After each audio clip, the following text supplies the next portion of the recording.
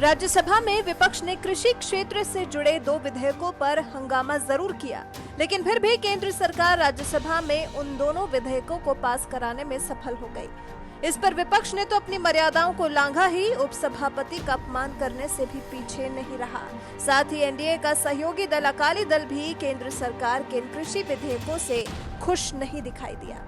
वहीं कृषि बिल को लेकर देश भर में विरोध प्रदर्शन भी शुरू हो चुके हैं। किसानों के साथ विपक्ष भी आंदोलन कर रहा है और अब एनडीए की सहयोगी दल अकाली दल ने भी भारतीय जनता पार्टी से अपने रिश्ते खत्म कर लिए हैं। जी हां, करीब 22 साल पुराने गठबंधन सहयोगी शिरोमणि अकाली दल ने बीजेपी का साथ छोड़ते हुए केंद्र की नरेंद्र मोदी सरकार को एक बड़ा झटका दिया है।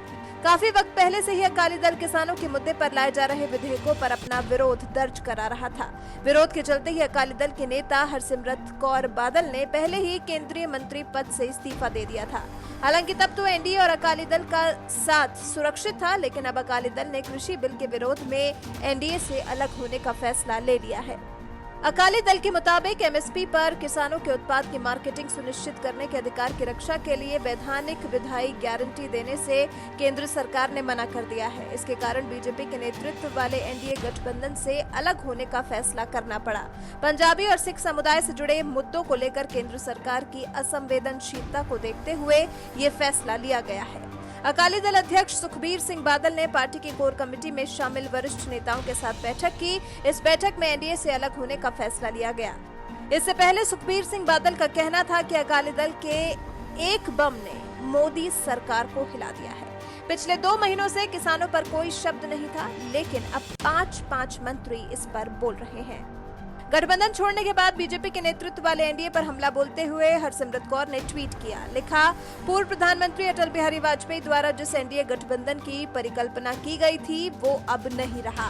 अपने ट्वीट में हरसिमरत कौर ने आगे कहा कि अगर 3 करोड़ पंजाबियों का दर्द और विरोध प्रदर्शन भारत सरकार के कठोर रुख को बदलने में विफल रहता है तो ये वाजपेयी जी और बादल साहब द्वारा परिकल्पित एनडीए नहीं है।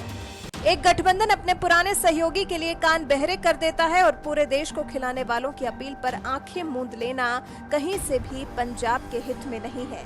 वहीं पंजाब के मुख्यमंत्री कैप्टन अमरिंदर सिंह ने एनडीए छोड़ने के अकाली दल के फैसले को बादल के लिए राजनीतिक मजबूरी के चलते एक हताश फैसला करार दिया है।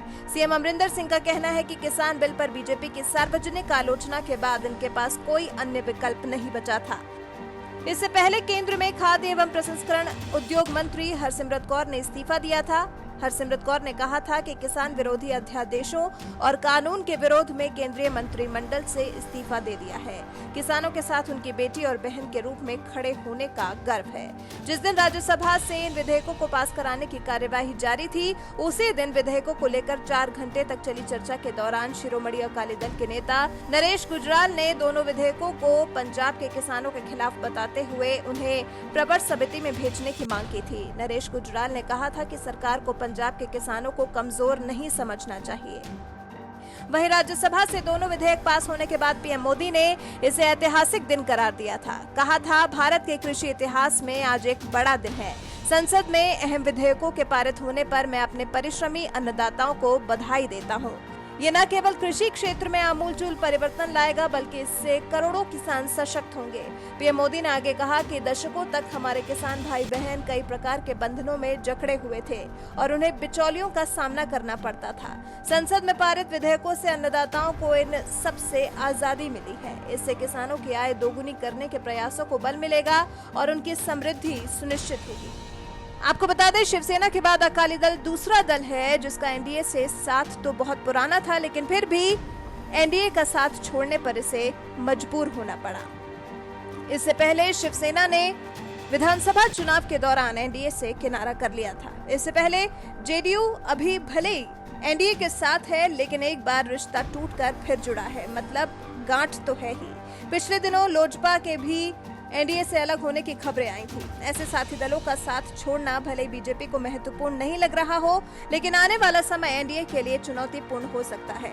अभी एनडीए को फर्क इसलिए नहीं पड़ रहा क्योंकि केंद्र में बीजेपी के अकेले के दम पर बनी सरकार है, साथ ही कई राज्यों की सत्ता पर भी काबिज है। लेकिन कब तक बिना साथियों के अपने अकेले के दम पर सरकार बनाए रखने में कामयाब रह पाएगी बीजेपी? आपकी इस पर क्या राय है, हमें कमेंट कर जरूर बताएं।